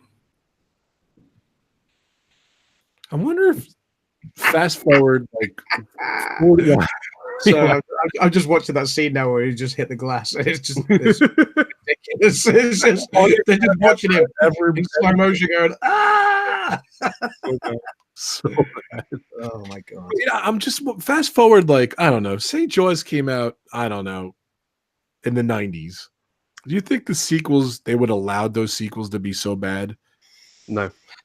Well, like, why'd they allow those sequels? I don't even understand. Well, you did get terrible sequels in the 90s, 2000s. I mean, look at the like the Matrix, Matrix Reloaded, Matrix Revolutions. They were terrible. I'm talking 10, 20 years before that. All those movies were horrible. There was no good sequels. Now, you get great sequels now. The shark in Happy Days looked realer than the one in Jaws 3. Disney World Freak, that was fun. That's very clever. Yeah, and Andy Ray Jones says, "Wasn't Deep Blue Sea like that?" Yeah, it kind of was. Yeah, we'll discuss Deep Blue Sea on Friday. Yeah, Friday. Yeah, as well as the Meg and Any last words on Jaws 3D? So Carl's Vlog says that Jaws 3 was his favorite movie as a kid. Oh, I agree. Yeah. Me too. But I feel like as a kid, you don't really notice bad cinema. You just like it because it looks cool. And it did look kind of cool as a kid. If you go with the hierarchy of movies that I love to watch, it was Spaceballs, nice, Jaws 3, Nice. Return of the Jedi. Yep. Yeah. We had to fast forward through the first 20 minutes of Raiders of the Lost Ark because no one cared about what they were talking about. You just wanted to get to the snake pit. Right. Pretty sure that was it. The one thing I will say as well about Jaws 3, and I noticed it in Jaws 2 as well, is obviously you've got your sort of mechanical shark, which everything is really slow motion. Everything is really slow motion. Yet you watch a shark, you watch a shark on Discovery Channel, on YouTube, whatever, real life footage of a shark, and they're very fast creatures. You know, and you notice that in the movie as well when it cuts to the actual real life footage that was shot by the guys in Australia for the movie. And so you'll see this kind of really slow motion. It's attacking somebody. It's like, whoa, whoa. And then all of a sudden it'll cut to like real footage. And it's going, wow, mental everywhere. And then it's sort of really slow again on the attack. It's, yeah. They got to go slow because they got to match the music. Yeah. It does make me laugh. Very good. All right. Let's move on, ladies and gentlemen, to the main event of the stream. Dave, what do we say this was? It was kind of like Sam the Eagle. It's the Jaws sequels, but mainly Jaws 4. What's the guy do it, Dave? It is a salute to all the Jaws sequels, but mostly Jaws 4. I love it. All righty. All right. Well, I would like to introduce my good pal. Hold on, let me get comfortable. Dave, yeah, let's get comfortable. Hold on. You're going to have a lot. Get some tissues because you're going to be laughing and crying a lot. Here we go. I'd like to introduce you to Disney Dan. We're not sure, Steve, right? Steve, we're not really sure if he does like the movie or he does not like the movie. I think we're going to find out right now, ladies and gentlemen. Please welcome. Get your popcorn. Fred. Get your popcorn. Year in the making. We've been talking about this for a year, ladies and gentlemen. Almost a year. Disney Dan, you have the floor. Jaws 4. Go for it, my friends. So when I decided to rewatch this movie, I thought, you know what? I'm not going to talk about its statistics, how much money it made, who was in it, whatever. That stuff is irrelevant because it's completely, who cares about how much money it made? We know it's a flop. It's one of those movies that you just watch it. It's like The Room, directed by Tommy Wiseau. It's a film that it's so bad that it's hilarious. And big props to a YouTuber out there called Chris Stuckman, who did a review on this, who I took my inspiration from. And I literally just said, you know what? I'm just going to talk about the movie from start to finish. I'm going to very briefly discuss it. I'm not going to go into everything, but I'm going to give you my take on it, give you as many funny points as possible, because this whole notepad, there's about 6 pages here, is Jaws 4. Okay? And I've written all over it, like LOL, ha, whatever. It's going to be hysterical. So, Jaws 4 opening underwater, like all the Jaws films does. And you get the point of view of the shark. And then you see above water, right? So the camera goes above like water. So you see you have the eyes of the shark, but you're seeing above water. Now, the camera is pretty much said, right, this is illogical. They've pretty much just strapped a GoPro to the fin of the shark instead of actually because sharks don't swim with its eyes above the water, but that's what the camera is showing us, right? Like an alligator. Like an alligator. Of course, that's wrong, okay? Because they put the camera looking like it's on the fin, but it's not, because you're meant to be looking through the eyes of the shark. Already, after 10 seconds of the movie, there's a logical error, right? Already terrible. Right. I know. It's terrible. So, like all other Jaws movies, it's the summer season, the summer blockbuster. When does this movie take place? Christmas. Who goes to the beach at Christmas? I just want to point that out. Who goes to the beach at Christmas? I don't know. I do now. Ooh. You do now, yeah. Ellen Brody. So Ellen Brody has a son. Okay, the son goes out to the water, clears some wood, and then now chief. There was. Isn't he chief of police now? Yes. No. It's Sean Brody. It's Sean. Is it Sean? Sean Brody, but he gets. He's just a deputy. Yeah. He's a deputy, but he goes out to sea, clears some water, and then there's quick cuts and shots giving you the impression that the shark is killing Sean Brody. The camera is... How they created the illusion of the shark killing somebody was pretty much giving the camera to a quarterback and telling him to lob it into the water. Because that's what it looked like. It just looked like a camera being thrown into the water and then shades of blood thrown into it as well. It was so bad that you couldn't see what was going on because it was like cut, cut, cut, cut, cut, cut. It was terrible. So Sean's dead already. So we get one death already. We don't actually see him, but you get the impression that he is.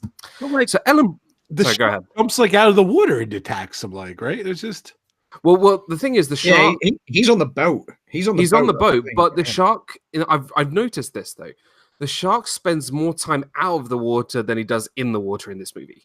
Oh, see, that's something I've noticed, which I'll mention later as well. Right, it's his arm off too at the beginning. This is just bizarre. So Ellen Brody has another son called Michael, who's one of the key characters in the movies. And guess what? Like every other male male character in this whole franchise, he's a marine biologist. Of course he is. Oh yeah, but Michael would be a marine biologist. That would make sense because he worked at SeaWorld in the previous film. Yes, you've got to remember that Michael and Sean Brody are actually the only characters that have been in all the way throughout. Absolutely, but you know, it's kind of like they keep giving these characters who are associated with water, and we know that they are going to have problems with the shark, right? Yeah. He could have been like, "Oh, okay, I used to work at SeaWorld, then this whole shark thing happens. I don't want to go anywhere near the water." But no, he stays as a marine biologist. From the get-go, I don't know about you guys, but this movie is so depressing. Everybody's crying. Everybody is just in tears. Every single moment you see somebody just tearing up, okay? And this is what Ellen Brody says about the shark killing Sean, okay? At the start of the movie. Ellen says it came for her son, okay?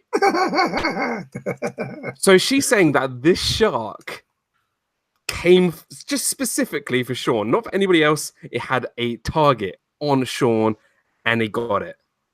I mean, sharks do that. They do. Yeah, but you don't. But sharks aren't programmed to kill one. They're not like bounty hunters where they go out and kill one specific person. They do. There's a shark out there looking for you right now. Yeah, I know. Good thing I don't live anywhere near water. Yeah, it just makes no sense. So Roy Schneider obviously is not in this movie. He was killed. So in the movie, go ahead, Rob. There's a painting of him in the office, which is hilarious. So yeah, the guy who got fired. There's a painting of him in the office. So there's a painting of him in the office, and they needed to somehow kill him off, right? And they said, "Okay, I'm gonna kill." He was killed by a heart attack. Okay. Yeah. And then they said, the reason that he died from a heart attack, Ellen said he said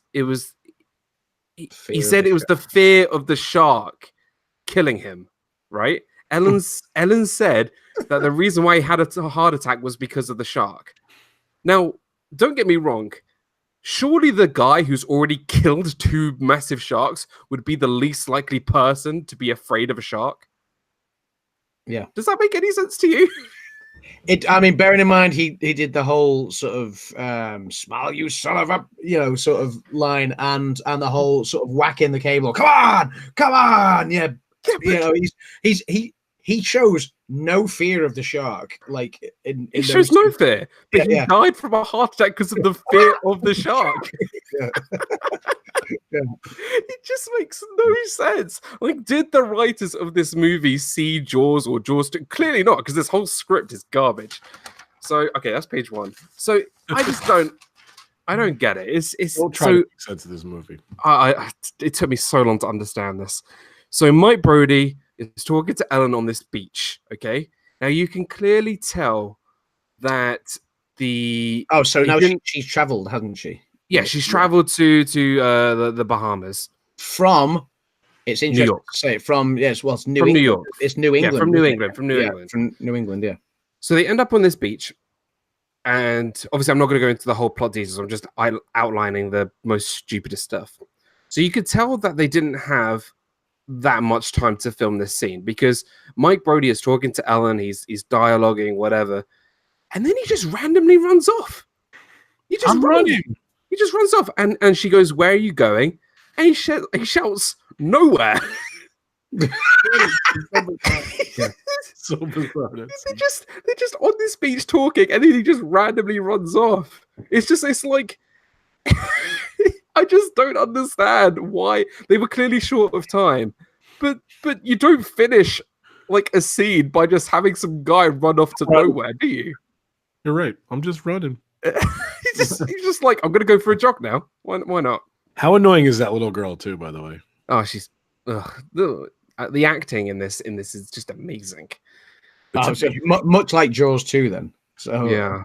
So Ellen is screaming at Mike back at the house, and she was like, she's putting her foot down. She's like, I don't want anybody to go near the water. I don't want anybody to have any affiliation with this whole shark thing. Don't go near the water. Give up the job. Give up the marine biologist. She's really firm about this decision.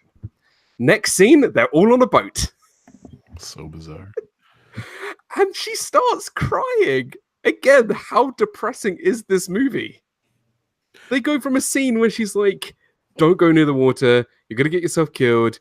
Like, we need to get away from this. And then the next scene, they go on a boat. Logic. Like, I just don't understand. Oh, here we go. Our favorite character yet. That's amazing. Sorry, I was just watching. You even mentioned Michael Caine yet. Yeah, this is right. Michael Caine. Michael Caine is in this movie. Can we back up and say Michael freaking Caine? Michael freaking Caine. Michael. And guess what? Going back to our Star Wars Sunday that we did on Sunday, guess what he is? He's a pilot. Michael Caine is a pilot. And the reason why he took this job is because there were times where he wanted to. This was considered one of his paycheck roles, his paycheck pitches, where he would just do whatever he wants just to get some money. He missed his own Academy Award acceptance to do this movie. How bad does he feel now? So imagine this, right? So Michael Caine shows up. Like the whole movie, like, what is his name? Like, is it Hogan? Hoagie. Yeah, Hoagie. So he shows up with his nice plane, right? How does he own a plane? I don't know. So all the family go in this plane. So Ellen's in there, Brody's in there, everybody's in there. And just bearing in mind, they've just lost Sean. They must be like through like so much like dramatic distress on them. They're scared. They're scared of these being put into dangerous situation. So what does Michael Caine do? He starts swooping and diving the plane like a kamikaze pilot. He goes, whoa, whoa. I'm like, they've just gone through such traumatic things, losing Ellen's son, and now they're putting their lives at risk with Michael Caine. I don't get it. Plane from New England to the Bahamas. It's just bizarre. Oh, it gets better. It gets better. No, I don't think he flies it from New England. No. They're already in Bahamas. Oh. Yeah, they fly a commercial jet, and then he just flies to the small island, doesn't he? So now, if there's good night, Disney World Freak, thank you. Yeah, good night, Disney World Freak. Thank you so much for stopping by. Bye. Thank you. Now, as a filmmaker, Adam, and as lovers of film, all of us, there's one thing that is so cheap, that is so old, that's so overdone in a movie, and that's a dream sequence. It is so cheap. Yes. It is so overdone in movies. And they happen to have a dream sequence where Ellen is like watching somebody die, whatever. It is pathetic.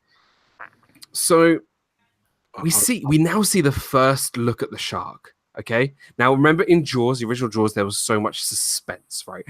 You know, what does this look like? You know, there's that tense moment. So you pan to the water, and then bang, you see the whole shark. No suspense. No, nothing. You just see the shark straight up, and you're like, "Is that it? Is that all the tension we're gonna get? All the suspense?" It just gives a close up of the shark. It's just ridiculous. Bearing in mind, right, this shark has followed the Brody family from New England to the Bahamas. just now, what's that in miles, by the way? Does anyone know how many miles? Does anybody want to work this out? Steve, I got you. Where is the great Marco when you need him? He'd have the answer in seconds. Like so. The shark was like, I'm gonna follow these guys from New England all the way down to the Bahamas so I can kill them. 147 miles. I just love that. I love that this shark. 147 miles. I love that this shark's out in the water. Go, oh wait, you're getting on a plane? It's all right. I'll see you there. I'll see you there. Come on, it's Christmas, and it's probably like 1 degree in New England. We go up 80 degrees in the Bahamas. Yeah, he just like, this is the worst plot idea I think I've ever seen in a movie. Hoagie. Like, you watch a shark. What shark knows where to go and to swim? Was it 1,200 miles? Yeah, a little over. Little over to down to the. How did he know that island was the Bahamas? He was linked to Ellen psychologically. Here we go. So we will get to how. We'll throw another piece of paper on the floor. This is how Ellen is an X-Men. Okay, so. So here's the worst pilot ever, and there's no suspense after 30 minutes. And the shark finally shows up after 30 minutes to attack Michael's boat, right? So he starts attacking it, and Ellen is staring. Like, you can clearly tell that the director was clearly showing a connection between Ellen and the shark, right? They have some sort of this psychic link, right? In a Jaws horror movie franchise, there's a psychic link, right? It's just like Michael Myers and Jamie Lee Curtis. Is that what 100%, right? So the shark is hunting the Brody family, okay? The shark is probably thinking like, oh, you killed 3 of my buddies in my 3 previous movies. I'm going to hunt you now. Right? And you know what? That's exactly how I'm with you so far. Like, everything makes perfect sense. And on the tagline of, if you look up the poster online, and you see the tagline of this movie, it says, "This time it's personal." If you go back to Jaws 2, one of the women says, "Sharks don't take things personally." Yeah, that's right. The marine biologist who's looking at the killer whale says, "Sharks don't take things personally, Mr. Brody." So clearly, this goes back to the director and the writers not watching their own franchise, because they know from Jaws 2 that sharks don't have personal vendettas against what clearly they do. It's just... So then we get to a lot of dancing scenes, lots of exposition, nothing really interesting, just lots of talking, chatting, dancing between Ellen and Michael Caine, Hoagie, whatever. Yeah, like 36 minutes in, she's a new woman, and she's already, a brand new woman. She's dating Hoagie. She's dating Hoagie with psychic powers to the shark. Yeah, but she's not just lost Roy Snyder. She's lost a son, but it's not like she's just got out of a marriage. That's been over a long time. So maybe she is kind of like a bit sort of, I don't know, ready to move. Psychic abilities are enhanced. Anyway. But yes, the ability to get over her son's death at Christmas is remarkable. I love the fact that you're defending this movie. No, I'm not. I'm just trying to kind of paint all the pictures. Paint a slight picture. So they rig a Tim tracker on this shark, because you can track saddle and all. You can track a shark, and guess what? We get another dream sequence, the exact same one. Yeah, because he gets attacked again. Yeah, but like so he gets attacked. It measures his heartbeat. Don't forget that. Yeah. So. But 2 dream sequences in the same movie. Well, obviously. So it's a win. Jaws, Bruce, number 3, 4, whatever his name is, attacks Mike's boat again. And you know what I find really funny is that the camera doesn't show like the lower part of the shark, because they needed to hold the shark toy and they didn't want to see the fingers. No, I'm kidding. They only showed like, you know those things that you could buy which you put your hand through and be like,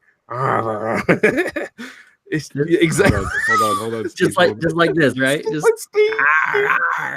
By the way, Yoda was holding up Jaws. There he is. Yoda's holding Jaws. Thanks for holding that. By the way, it's just like, And so Mike Dude, gets that was out of better the than water. Jaws 4, by the way. That was way better than Jaws 4. I'm I'm watching that scene now where the sharks attacking Michael's boat, and she's not even there. She's in a marketplace miles She's not away. there. But So Mike, going, oh my god, something's happening. It's so he falls off the boat and then he gets back on the boat, right? And then he puts scuba equipment on. I'm sorry. Yeah. He puts scuba equipment on where there is a deadly shark and goes back into the water. because I think it's something out of Bond, if I'm honest. So, yeah.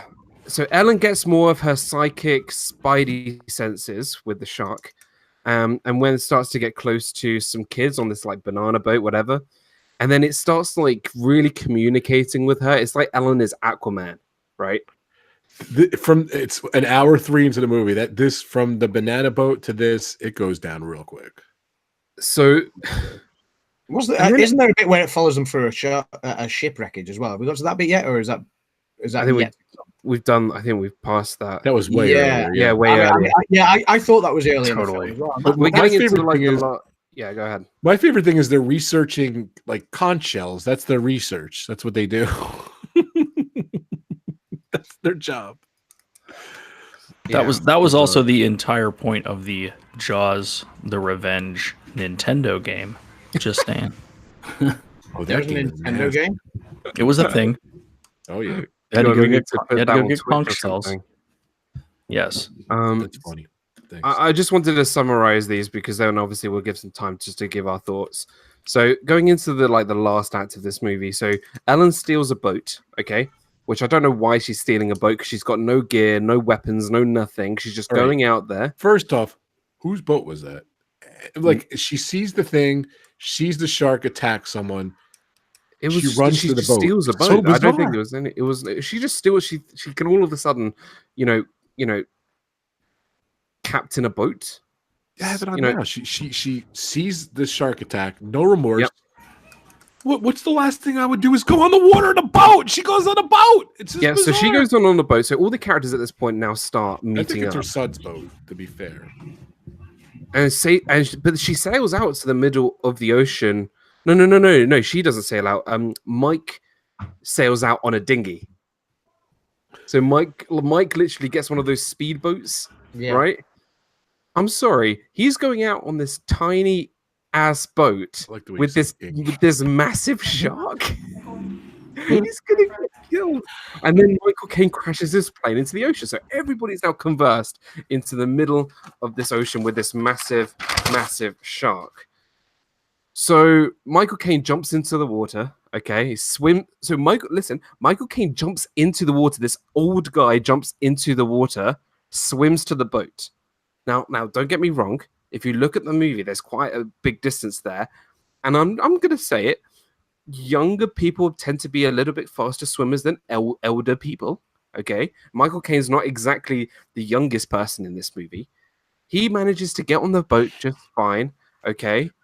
And without getting killed. And then Mike says to Ellen, "Why did you take this boat? Why did you take the boat?" And Ellen was like, "I had to take this boat. I had to. It was calling for me." And it was just like, it doesn't make sense. Part. You missed the best part. So the shark attacks. No, wait. You missed the best part. How did they get to the boat? Michael Caine flies his plane to the boat. I told you he just crashed. I told you he crashed the plane. Oh, okay, I thought you meant crashed the plane. Okay. He crashed the plane, jumped into the water, and gets onto the boat. He just met her. Yeah, but now how does he sacrifice his plane for her? You've missed a key area there, and it's reminiscent of the helicopter scene in Jaws 2.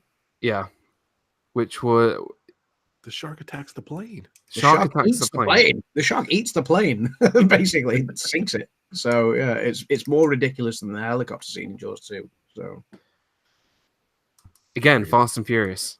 it's nuts. It is nuts. I completely forgot about that. To be honest, I'm still laughing at this point. That's where Michael Caine goes, "Bloody hell!" No. He says, "Oh shh!" Like they goes that. Yeah. And that was the best. And he survived the attack. And then because he fell off the boat, didn't he? He fell off the boat and he got back on. Yeah, but his shirt is dry. That's a famous thing. Yeah, it was dry. out of the ocean, right? They're filming in a water tank, right? Just get some water and throw it on him. And then instead of having a nice shirt that he just came out of the ocean with, and lose him. I think the reason why The shark's going after him. a water tank, throw it on them, throw it on him. That's a famous I don't know. movie blunder. So they have, yeah. Have you still got me? You're a little choppy. I was going to say you look like you were jumping out a bit there. Yeah, I love how before he crashes Hello? his plane. Yeah, Dan, we got you. Hello? Can you hear us? Yeah, I got it. Sorry, Did go the ahead. shark get you, Dan? I was just saying I love how like before Michael Caine crashes the plane into the sea, he has to do a dive bomb to scare the shark away because the shark has somehow managed to catch the boat and is jumping out of the sea to try and eat her on the back of the boat, which is I love the flying shark in this film, which is you've seen many times. It doesn't jump out of the water, it flies. It It's a inspired flying- Sharknado. Yeah, It was the original Sharknado. Yeah. You know, one thing Jay doesn't mention, I can't stand Mario Van Peebles in this movie. He's the worst character ever. He is, bottom line, the worst. Terrible. That's why I've always hated that movie, because of his character. Yeah. The shark we is got Dan back? Batman, by the way. No, unfortunately, No. he's frozen. Is he frozen? Oh no. He didn't finish his rant. He didn't preach it. There's so many issues with this movie, though. So, what I will say is every single shark attack, and now we've all seen a shark attack on not a shark attack on a person, but I mean how sharks attack. You see it on YouTube, you see it on Discovery Channel, whatever, and they will attack from under the water, and it's very fast, and they will literally kind of jump out the water, grab whatever they get, and they're back in, and it's a bit of a thrash around and whatever. But this one, the shark levitates every single attack. It kind of levitates out the water in a horizontal kind of position, slow motion, grabs whatever it wants, then carefully levitates back in the water, kind of has a bit of a num num num num num num num thing, and then goes underwater. It's remarkable that it doesn't just happen once. It happens when it attacks Sean Brody at the beginning and takes one of his arms off before then levitating again to knock him into the water before then finishing him off. It happens when it attacks Ellen Brody on the back of the boat, and it happens for the when it gets what's the Rastafarian guy who's Michael's friend. It happens when it gets him as well. Jake. Yeah, Jake. Yeah, it's ridiculous. Every single attack is a levitation. It's not a jump out of the water. It's yeah. Well, not to spoil it from Dan, but like literally the shark's demise at the end of the movie. Like, I'm still kind of confused what happened. Yeah, well, we'll let Dan cover that. Yeah, it's just when he comes bizarre. back in. Yeah. Steve, Dave, chiming in. I like the idea of it's bad enough that I like the idea of the psychic connection between Ellen and the shark, and that she believes this shark is out to get her. I mean, if something swam 1,200 miles and showed up at at the Bahamas with your other son and followed the plane, maybe she's not wrong. So I mean, I don't know who thought this concept up. Land shark. Yeah, I did see somebody say something about land shark. So Land shark. But I mean, yeah, this was way out there. Now it does fit into the plot of the title called The Revenge, where it's taking out the members of this family. I will say that I was shocked when Sean Brody, the character Sean Brody, died at the very beginning. I mean, I guess that does set it up a little bit for an attack on the family, but it was terrible. It was another terrible movie, but you can't even defend the storyline on this one. So they missed like one thing that they could have done to make it reasonable. Like, I don't know why. Dan is back as well. Dan is back. Cool. Good. Keep going. Is he back? Good. Back? Okay. All right. No, my whole thing is that if they said that Ellen Brody was just absolutely nuts at the end of this, like it was her dissension into madness because the sharks have affected her family, and she believes that this shark is following them, and everything was fake at the end. It could have been a decent movie. That might have made me more upset. It's just like some sort of paranoia. Yeah, like it was shark paranoia. She's just actually in an asylum, just rocking in a room. So. Yeah, something like that. Yeah. It's true. Bring it home, Dan. Go ahead. God Danny, damn shark ate me. It bit the wires, didn't it? Pete McDevitt put on a 3-1 odds that you got eaten by the shark. So, from Hey, you just made your money, Pete. It's funny, Pete. Bit his internet cable and then ate his webcam. So. Stupid thing. Sorry about that. That was out of all days when I wanted to do this movie, I get technical issues. Okay, wait. Sorry, what did I miss? Where are we up to? Oh, we're just kind of discussing in general. Okay, we just kind of picked up where you left off, but we didn't give any more of the movie away, so it's still your floor to give away the rest of the movie. Okay, so you didn't talk about the flashlight weapon, did you? No. No, we didn't talk about that. No. So they made a flashlight weapon. They created something that hadn't existed and probably will never exist. It was essentially a flashlight that electrocutes the shark. It was weird. I don't know why they just didn't use things. It makes them go crazy. Makes them go crazy. So in long story short, they created this weapon, and they put it in the shark's mouth, and it just launched it out of the water. Like it did when it took down the plane and when it attacks the boats and whatever. It makes it go like all like, I can't even describe it. Like well, when you went off epilepsy or something, I don't know. Yeah, when you went off camera, I did mention about the shark's ability to levitate. Like it does in all of its attacks, it levitates horizontally. It kind of nestles nicely back in the water. It doesn't jump up and grab something and thrash like a shark normally would. So yeah. Then Ellen with her X-Men abilities, right? She has flashbacks from previous movies. That cracked me up too. Right? But she wasn't there. It's so bizarre. She had flashbacks. I was just watching. She had the flashback of her son dying, and she wasn't there either. She wasn't there. The only person who was there was us, the moviegoers. That's it. Yeah. It didn't make any sense. Well, that's how Roy Scheider's in the movie too. They show him in flashbacks, which is annoying. So yeah. that made no sense because Ellen is like a superhero, so she can do whatever she wants. So the shark is balancing on its back fin, like on top of the water, because like Adam says, it levitates, and it gets zapped, and then it roars like a freaking lion. now, don't get me wrong, I'm no marine biologist. But sharks don't have lungs. They don't have vocal cords. How did this shark roar like a lion? So bad. Right? It doesn't. So and then Ellen with her amazing boating skills, because she is, she's piloting this little boat.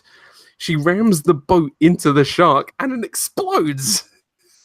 Like it literally pops like a balloon. See, I was just discussing that with your guy. I'm like confused. So you see the shark coming, and it's roaring like the lion. He's doing the flash thing, but I'm like literally watching it now. She has the flashback. Roy Scheider shooting it. Here comes the shark. Like you don't see the boat launch. All of a sudden, this thing's sticking in the. I guess it's because Marion Van Peebles throws the flashlight in. I don't think we covered that. He's dead. Come on. He is long gone. He is eaten. He's bloody. People have died in less circumstances in these movies. He's long gone, period. Yep. And then I guess because the thing was dislodged, it was sharp. And then I guess because the shark went crazy because of the flash, in my opinion, the shark ran into the boat. She didn't really do it. But it's not even that's the issue. But that's not the issue. The issue is a shark exploding. Sharks don't explode. Not when they're stabbed in the heart with a stake, unless it's a vampire shark. Because that's effectively what happens here. It's stabbed in the heart with a stake, and on a boat. That's effectively what the ending is. It's ridiculous. But what makes sorry, go ahead, Steve. The point was exactly intact with the explosive that they put inside him, so that's what blew him up. And she hit it like right on the money. But we weren't told that electricity tracker thing that they put in the shark had an explosive, right? Yes. And it could be detonated by a wooden spike hitting it. Yeah, out of everywhere on this massive shark, right? But so the shark explodes, but then they take the exact same shot of it sinking in the original Jaws. So magically, the shark exploded and then it reformed and sunk. Yeah. And then look at that. There's Mario Van Peebles. He's alive by miracle. Who knows how this guy is alive? He just got eaten by a shark. He's alive too. And to end is that Jake you're on about? Yeah. Like, how is that guy alive? I just said he looked like he was dead. Now he's like he's doggy paddling in the water. Like, I'm like, are you kidding me? Now, don't get me wrong. Ellen's boat sank, right? Yeah. At the end, right? The plane crashed into the ocean. How did everyone get back on land at the end of the movie? Oh, just obviously Hoagie flew Ellen back. No, the boat sank. No, but I know it did. But Hoagie flew Ellen back to Amity Island, or maybe that was at the very end after the very end. Yeah, that's the very She end. happens to have another very end. But no, but as soon as this whole thing finished, they just end up back on the island in the Bahamas. Somehow, obviously, Ellen used her X-Men abilities to transport everybody back on the island. The best is they couldn't find her. She was so far out. They had to find her by plane. You're right. They're just kind of drifting there. And the guy's half dead. Mario People's half dead. How'd they get that guy back? This movie was written by kindergarten children. It really was. They were like, they went into a school and they were like, right, what do we want from a shark movie? They, I want a shark that roars like a lion. I want a shark that follows people from New England to the Bahamas. I want Ellen to be a superhero. That's literally what they did. The writers went to find kids at a kindergarten and asked them what they would want to see in a shark movie. That's the writing of this movie. It is god awful. It's terrible. It's laughable, and that's why I love it. Steve. I still don't know if he loves it or not. What's that? I still don't know if he loves it or not. I'm confused. Oh, I think he does. I love this movie because of how terrible this is. Granted, I haven't seen it in a while. I watched Chris Stuckman's review, who shows it all pretty much. I just think it's a masterpiece of ridiculousness. It rivals Sharknado. It rivals Sharknado. It rivals The Room. It rivals Batman and Robin. It rivals The Wicker Man with Nicolas Cage. It rivals Superman 4: The Quest for Peace. It rivals all these terrible, terrible movies that are so bad they're hilarious. Can I ask a question? Did they make it with that intention? No. I don't believe they made it with that intention. I believe they tried to make another good movie in the franchise and failed to do that. I saw this movie. Up his notes. Yeah. That was awesome. PJ, I need another beer. Sorry. Kay has answered the question and said they swam home, which is probably the only plausible answer, a bit like the end of Jaws, you know, when Hooper and Brody have to swim back. Yeah, but they show that. They could have levitated with a flashlight device and kind of. I mean, obviously, yeah, maybe they've got the shark's ability to levitate and fly home now, because that's the thing I hate most about Jaws 4 is it's just every single time you see the shark, from the opening scene, and I'm repeating myself now, but I'm saying it for Dan's benefit because he was out of the stream at the time. But from the opening scene when it attacks Sean and bites his arm off before then going back for seconds and knocking him off the boat, it's clear that the shark is able to levitate to do all this. Then obviously when it gets Jake, it levitates. When it comes out and gets Hoagie on his plane, it levitates. And then the end, obviously, it stands up on its rear legs that it suddenly has on the sea. So it's some sort of Jesus dog shark that can kind of, you know, roar like a lion as well. And then, yeah, obviously gets stabbed in the heart. But it's ridiculous, the levitation of the shark. The angles it's at all the time. And then just stalking Michael in the ship as well, which a shark would never do. I think the only thing I like about this movie is its head nod to the classic scene in Jaws where you've got the kid copying the dad. It's doing a head nod. It's doing a head nod to Sean copying Chief Brody. Instead, it's obviously Michael's daughter copying Michael. The one difference being is this one you can tell is deliberately written in, whereas the one in the original Jaws was actually, it was completely improvised. It was powerful. The kid was actually copying Roy Schneider, and Spielberg quickly said, "Quick, roll the camera now," and to his DP because it was a powerful moment. Yeah, and this just they were like, right, we're gonna put this in because it would be fun to see it in a Jaws movie. And recreated, and probably people would miss this because people have never got to Jaws 4 because they watched Jaws 3 and they gave up with Jaws. So yeah, and actually, you know what? The only thing like I actually love about this movie, instead of it being hilarious, I do really like Michael Caine in this movie because Michael Caine can do no wrong. Michael Caine's a legend, so yes, yeah. He is awesome. Only redeeming factor about this movie.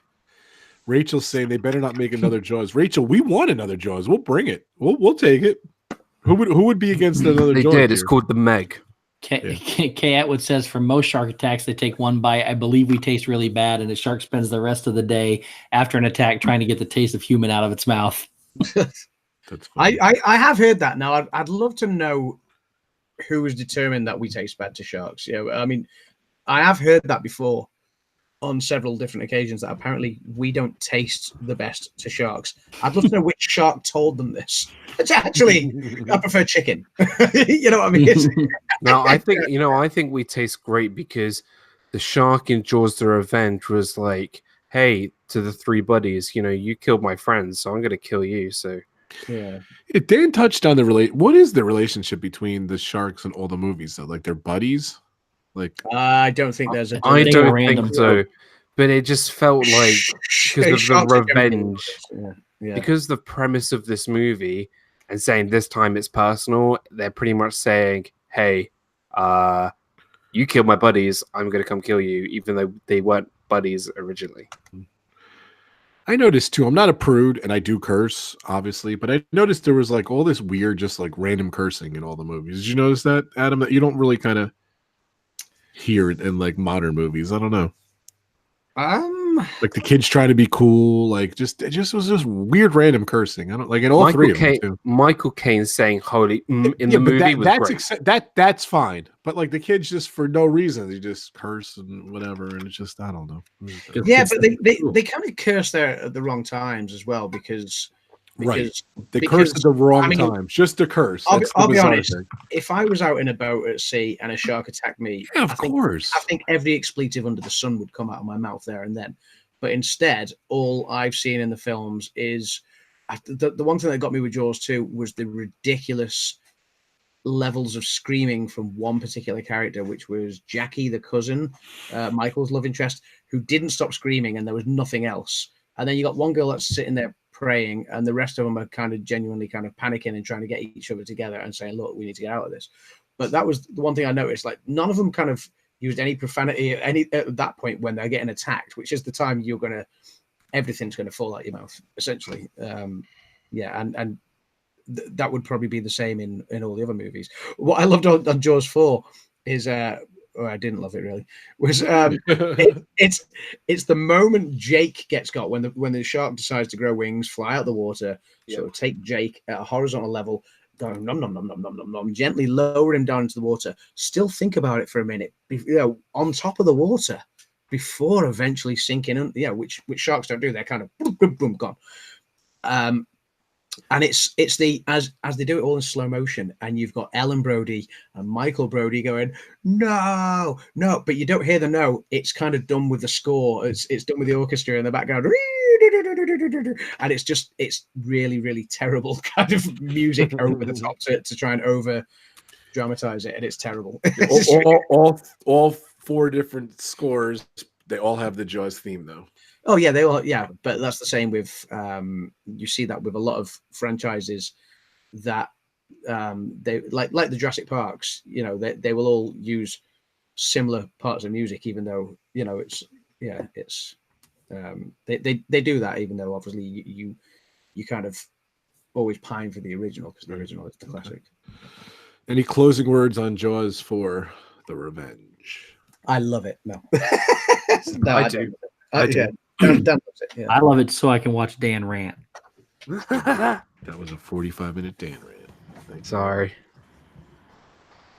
All right, guys. I think we're going to wrap it up here. It's been a solid 2 hours. Definitely check out Adam's Land. His link is below.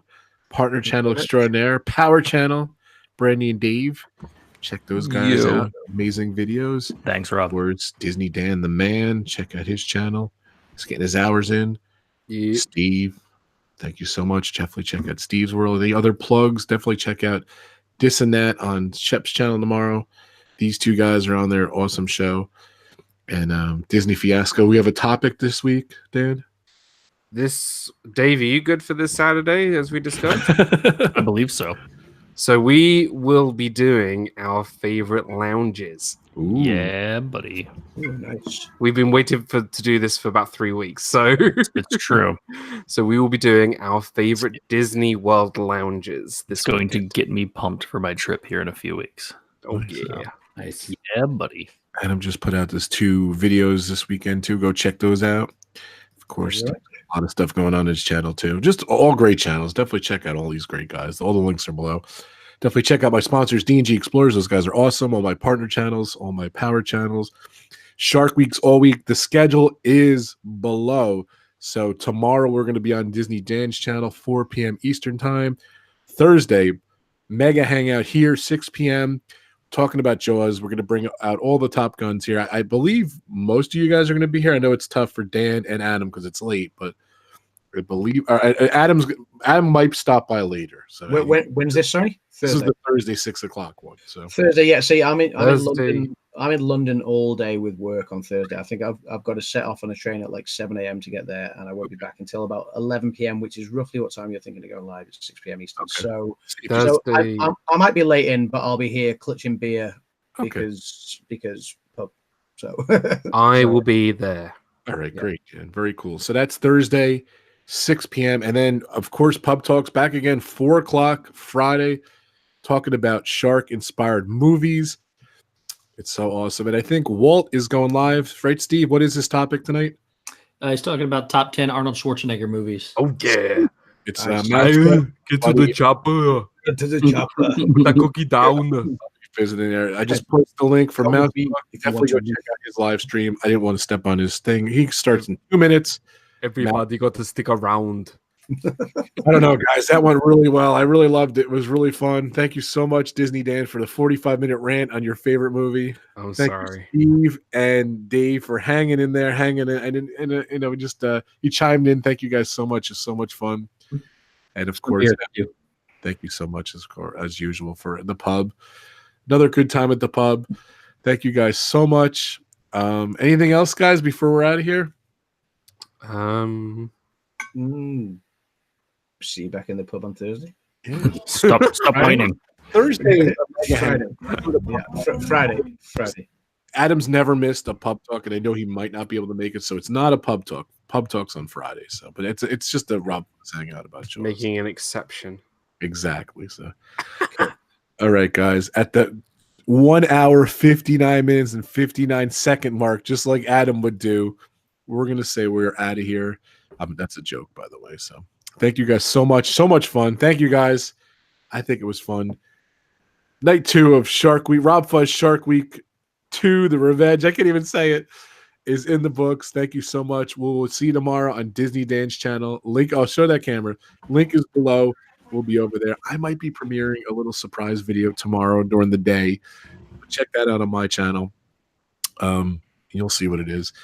And I will see you guys tomorrow over at Dan's channel. Yeah. Thanks. You want to put your link in there real quick, Dan, for your channel. Okay. I'll try and get it. Disney Dan. It's in the description. In the description. Out. So Disney Dan, Dizney, Dan, Dan. Check out Disney Dan. Subscribe. Yes, I spelt it wrong. Yeah. Thanks, guys. Good night. Let's go over to Walt's channel. Thank you so much, guys. Good night, guys. Tell Walt the pup sent you. Good night, everybody. Take care, guys. Peace. There's my Spreadshirt link as well. Take care. Just Cheers. pause the best. I didn't put the thing. Bye, guys.